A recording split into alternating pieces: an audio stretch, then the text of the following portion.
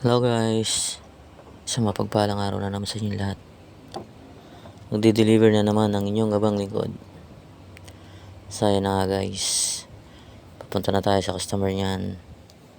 Dala-dala na natin yung item na i-deliver natin. Medyo tirik yung araw guys, grabe.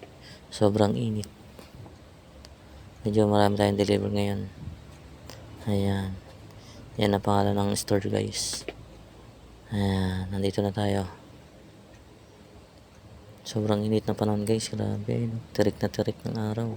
Ayan pa yung mga i-deliver natin sa ibang customer. So yun na guys, na-deliver na natin lahat. Pabalik na tayo ng truck niyan. Ayan. So yun na guys, pansamantala muna tayo mga malam.